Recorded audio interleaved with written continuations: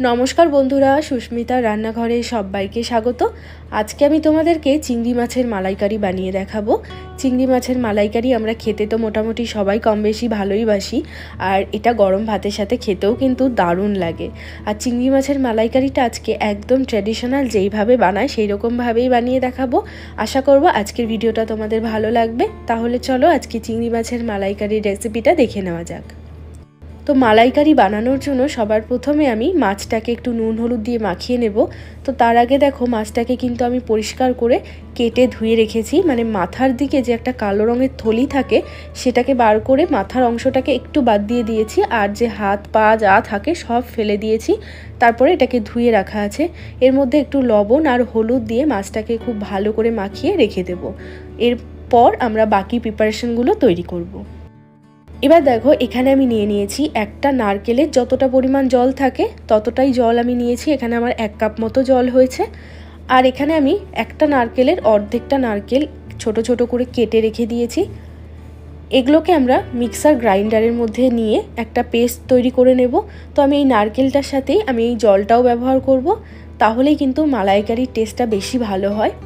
আর নারকেলের থেকে অনেকটা পরিমাণে দুধটাও বার করা যায়। তো দেখো এইভাবে আমাদের একটা পেস্ট তৈরি করতে হবে।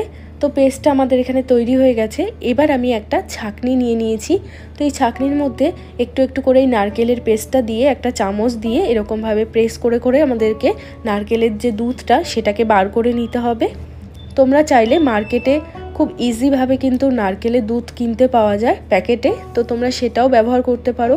এখন মার্কেটে লিকুইড দুধ, পাউডার দুধ সব রকম পাওয়া যায় নারকেলের, তোমরা সেটাও ব্যবহার করতে পারো। বাট ট্র্যাডিশনালভাবে কিন্তু এইভাবেই রেসিপিটা তৈরি করা হয়। তো দেখো নারকেলের যে দুধটা সেটা আমি এখানে বার করে নিয়েছি, আর আমি নারকেলের পুরো জলটা কিন্তু এর মধ্যে দিয়ে দিয়েছি। এবার এর মধ্যে আমি 1 চামচ মতো নারকেল বাটা দিয়ে দেব। তো নারকেলের দুধটা আমাদের রেডি। এবার চলে যাব আমরা রান্নাতে।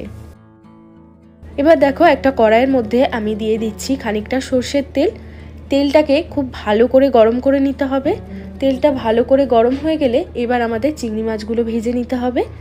চিংড়ি মাছ ভাজতে খুব বেশি সময় লাগে না। এই সময় গ্যাসের ফ্লেমটা মিডিয়াম টু হাই করে দিয়ে আমাদের মাছগুলোকে ভেজে নিতে হবে।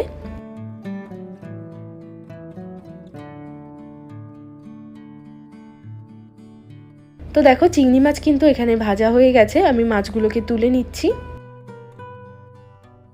এবার এই তেলের মধ্যেই আমি ফোড়ন দিয়ে দেব 4টে মতো এলাচ, একটা দারচিনির টুকরো, আর দিয়ে দিচ্ছি একটা তেজপাতা। ফোড়নটার থেকে খুব সুন্দর গন্ধ বেরোলে তারপর এর মধ্যে আমি দিয়ে দেব পেঁয়াজ কুচি। এখানে আমি নিয়েছি একটা বেশ বড় সাইজের পেঁয়াজ। তো পেঁয়াজটাকে দিয়ে আমাদেরকে খুব ভালো করে ভেজে নিতে হবে পেঁয়াজটা। তো দেখো পেঁয়াজটা কিন্তু এখানে একদম নরম হয়ে গেছে এবং কালারটাও কিন্তু একদম বেশ ব্রাউন কালার হয়ে এসছে, মানে পেঁয়াজটা আমাদের ভালোভাবে ভাজা হয়ে গেছে। এবার এর মধ্যে আমি দিয়ে দেব একটা টমেটো কুচি, আর তার সাথে দিয়ে দিচ্ছি স্বাদ অনুযায়ী লবণ। এই সময় লবণটা দিয়ে দিলে টমেটোটাও খুব ভালোভাবে সেদ্ধ হয়ে যায় তাড়াতাড়ি।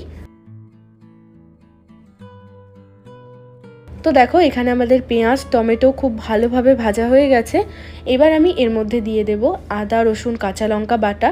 এখানে আমি 1 চামচ আদা রসুন কাঁচা লঙ্কা বাটা দিলাম। তার সাথে দিয়ে দিচ্ছি 1/2 চামচ মতো হলুদ গুঁড়ো, 1 চামচ দিয়ে দেব কাশ্মীরি লঙ্কার গুঁড়ো, আর 1 চামচ দিয়ে দিচ্ছি জিরের গুঁড়ো, আর দিয়ে দেব স্বাদ অনুযায়ী চিনি। মালাইকারিতে কিন্তু চিনিটা অবশ্যই ব্যবহার করা হয়, তাহলে কিন্তু মালাইকারির টেস্টটা বেশি ভালো হয়। এবার আমি এর মধ্যে সামান্য একটু জল দিয়ে মশলাটাকে খুব ভালো করে কষিয়ে নেব।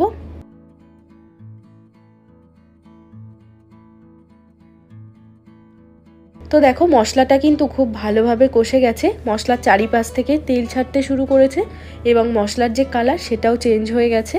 আর মশলাটা যত বেশি ভালোভাবে কষানো হবে মালাইকারির টেস্টটা কিন্তু ততই বেশি ভালো হবে। এবার এর মধ্যে আমি যে নারকেলের দুধটা তৈরি করে রেখেছিলাম সেটা দিয়ে দেব। আর সেই বাটিটা ধুয়েই আমি একটু জলও দিয়ে দিচ্ছি। এর মধ্যে দিয়ে দেব কয়েকটা কাঁচা লঙ্কা, আর দিয়ে দিচ্ছি ভেজে রাখা চিংড়ি মাছ। দিয়ে আমি সমস্ত কিছু নাড়াচাড়া একটু করে দিয়ে ঢাকা দিয়ে রেখে দেব মোটামুটি 7-8 মিনিট মতো, একদম লো আছে। তাতে আমাদের চিংড়ি মাছটাও ভালোভাবে সেদ্ধ হয়ে যাবে। তো এইভাবে আমাদের 7-8 মিনিট মতো রেখে দিতে হবে। তো 7-8 মিনিট হয়ে গেছে, আমি ঢাকাটা সরিয়ে নিচ্ছি। তো চিংড়ি মাছের মালাইকারি কিন্তু আমাদের অলমোস্ট রেডি হয়ে এসছে, দারুণ সুন্দর একটা গন্ধ বেরিয়েছে। আমি এবার এর মধ্যে দিয়ে দিচ্ছি 1 চামচ মতো গরম মশলার গুঁড়ো, আর দিয়ে দিচ্ছি একটুখানি ঘি। আমি কিন্তু এর মধ্যে আর লবণ ব্যবহার করিনি, আমি যেহেতু টমেটোটা ভাজার সময়তেই লবণ দিয়েছিলাম, তাই জন্য এখন আর লবণ দিইনি। তোমরা লবণটা অবশ্যই চেক করে তারপরে ব্যবহার করবে। তো চিংড়ি মাছের মালাইকারি কিন্তু আমাদের একদম রেডি, দারুণ সুন্দর একটা গন্ধ বেরিয়েছে। তো মালাইকারিটার সাথে গরম গরম ভাত, আমার মনে হয় প্রত্যেকটা বাঙালির কাছেই এটা খুব প্রিয় একটা রেসিপি আর প্রিয় একটা খাবার।